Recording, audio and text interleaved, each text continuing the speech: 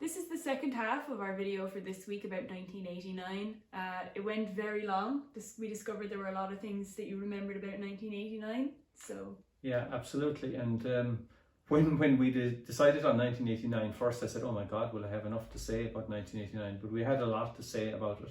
So this week we're just going to go into less detail on a number of other things that happened in 1989. And apologies to everybody because we're missing so many things and so many more things that we could say about 1989, but we just stick to these few things. I think what we learned this week is that if we tried to do everything from every year, these videos would be about 6 hours long. So we hope you enjoy what we do have, and if there's anything that you feel that we've left out, do let us know. The senior final this year was something of a marathon, wasn't It was.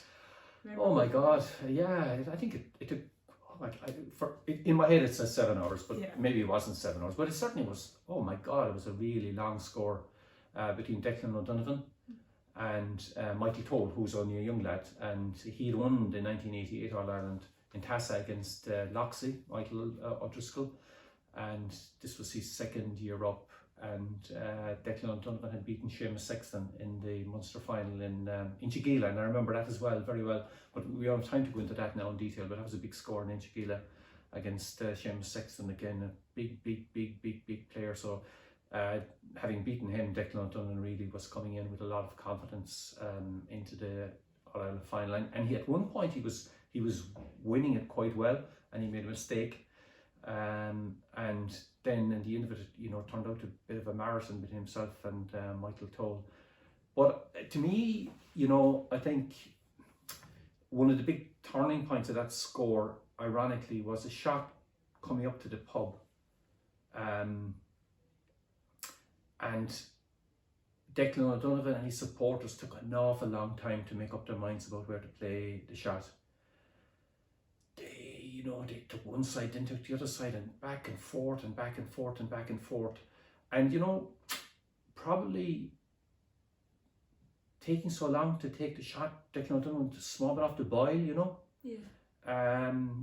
And if you take that much around deciding it, it probably put some doubts in his mind as well or whatever, but he didn't get a good shot, and that kind of gave Michael Toll the edge. But it was a big win for Michael Toll because Michael Toll was only probably, what age would he be, 19 maybe? Yeah. And there was a very huge crowd, a lot of noise, and it took a lot of character actually to win that score as well, Yeah. So it was a very sad day for Declan O'Donovan, whose son James is a very famous bowler, and Declan's father was a famous bowler, so it's a very famous family. But I always think, to me at the time, I thought that shot really turned it, because they just took too long to make up their minds, and I think it probably didn't help Declan at the end. Yeah. You mentioned James Buckley last week. Yeah. What was he up to in 1989? Yeah, well, James Buckley made his big breakthrough as an adult in 1989. He beat the very, very famous Harry Toll in the All-Ireland Intermediate final. And as I mentioned last week, James Buckley had won the 82 and 83 under 16 All-Irelands and the 83 and 84 under 18 All-Irelands. So he won in 83, he won both the under 16 and under 18. So he was seen as a big player with huge potential, and he was from the north side of the city, and everybody expected big things of him. But this was his big breakthrough in 1989, and he beat Harry Toll in the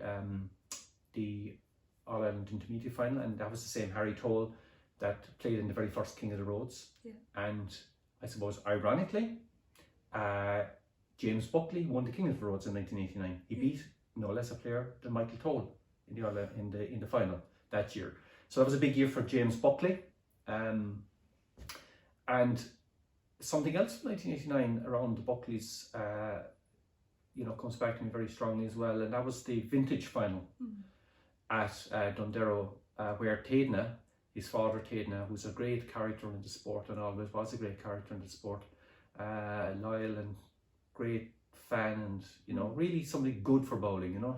He was one of those people who believed in bowling as a sport, and he really was committed to it. And he played in the Munster vintage final against Dennis Gerald Donovan, who's a really famous bowler, and we'll talk about Dennis Ger again another day. And he was, you know, he was a guy who played against Mick Barry and so on.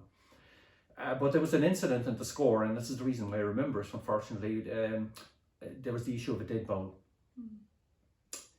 where my recollection is there was a kind of a sweeping corner, and there was a kind of a lot of space in off the road, flat space, and Taitna was throwing the ball there, and it was considered a dead ball, and there was a big dispute about it. And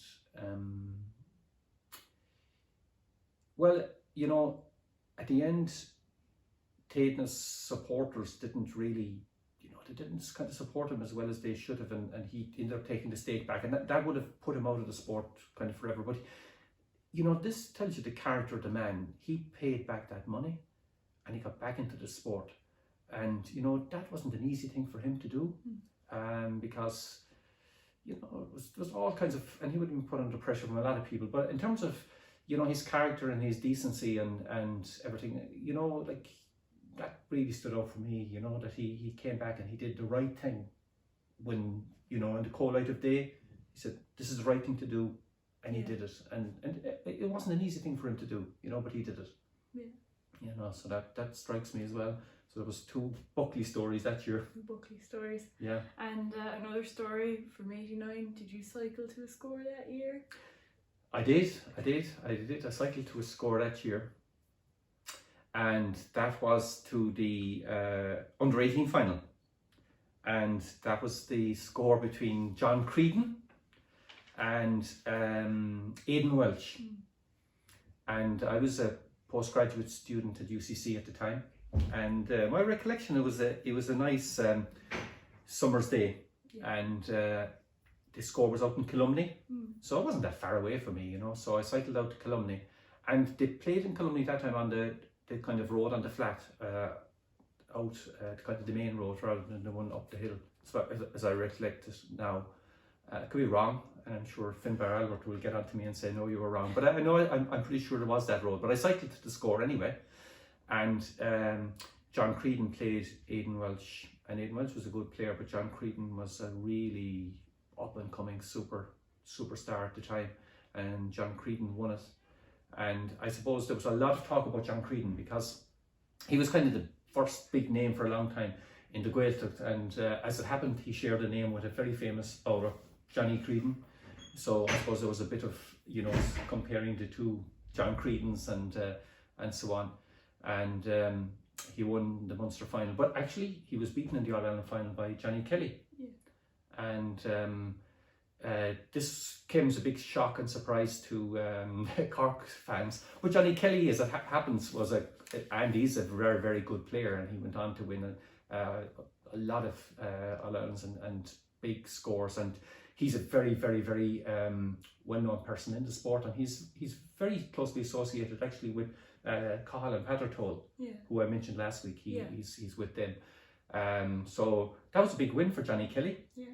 And again, I suppose it showed a lot of character. And at the time, actually, Ulster champions were very much dominating in the underage sections. And the same year, actually, there was 2 other underage kind of defeats for Cork, which were kind of surprising as well, I think. Mickey Rafferty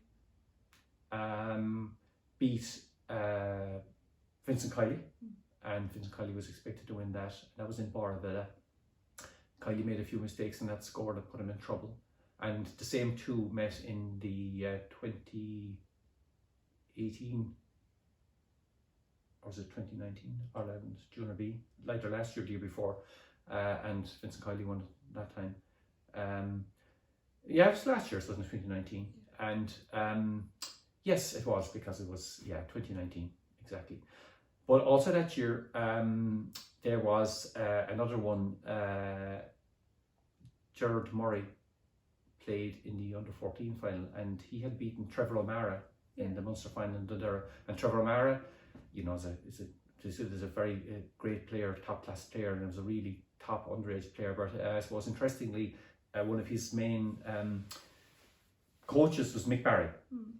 So he beat Trevor O'Mara in the Munster final, but then he was playing his home road in Boravilla, and he he didn't win the final there, so it was a big disappointment for him, and this is kind of disappointment for everybody in Borraville as well, because the whole family were involved in the thing there, and everybody was so excited about somebody playing in the Rowan Road, and but there's a lot of pressure on the young lad. I mean, he was under 14, and as it happened on the day, Raymond Green from Armagh bowled very, very, very well, and he won it, you know, so that was that one. Yeah. And you talked a bit about the Junior A, but I think you also wanted to talk about the Junior B, 1989. Yeah, the Junior B was unusual in 1989, and I don't know exactly the reason, but the format for the Junior B was different to the Junior A. Because if it had been the same, then there would have been a three-way Junior B final as well. Oh, that would have been interesting. It would have been interesting. And it actually, because it wasn't, it deprived one of the great characters involved in bowling the opportunity to play in an All-Ireland final. So what happened was, for some reason, and I don't know precisely the reason, but it was decided to play an All-Ireland Junior B semi-final, and it was played in Ballincurry, my own road, and it was played Pat O'Brien from Ballymacoda. Pato, as he's known in East Cork, and Pato's a great guy for bowling, and you know, really, like, he's a super guy, and you know, that was a big achievement for him to win the Munster final. But then he had to play this All-Ireland semi-final, and it was against Michael O'Brien from Killarney, who was representing London, and Michael O'Brien won it. Well, only one of them could win it anyway, so as happened, Michael O'Brien won it. And so, I mean, I suppose that was a big kind of a disappointment for him. But Michael O'Brien went on to win the All-Ireland in Tassa as well, and he beat Larry Carr. So I suppose it was great for Michael O'Brien, but for Pato O'Brien, I always think it was a shame really he didn't get the chance of playing an All-Ireland final. Win or lose, it would have been a nice occasion for him, and he deserved that, because he's a super guy for bowling. Was there anything else from 1989 that kind of you remember? God. Under 14s, under 16s. Yeah, I think we mentioned under 14s and under 16s, and I suppose there's some other character that needs to be mentioned. Well, we talk about her every week. Yeah. What was Greta doing in 1989? Greta was winning an All-Ireland in 1989. What do you think she was doing? Well, it would have been a nice occasion, I suppose, for Greta if Ted, her brother, had won the Junior A, you know, as well. It was the same weekend the two of them played in the All-Ireland. But Greta won yet another All-Ireland in 1989 against Assumpta Cullen, I think. Yeah, it was against Assumpta Cullen in 1989 on the famous Tassa Road as well. So yeah, Greta was still doing what she knew to do best, winning All-Ireland finals. There's a reason that she's such a recurring character on this. Yes, absolutely. On this series. If you keep winning All-Ireland finals, you're going to be on this the whole time. You're going to come up every year. Yes. So thank you, Seamus. I think that's everything you wanted to talk about this week. Yeah, I think so. Yeah. 89, obviously an interesting year. Yes, yeah.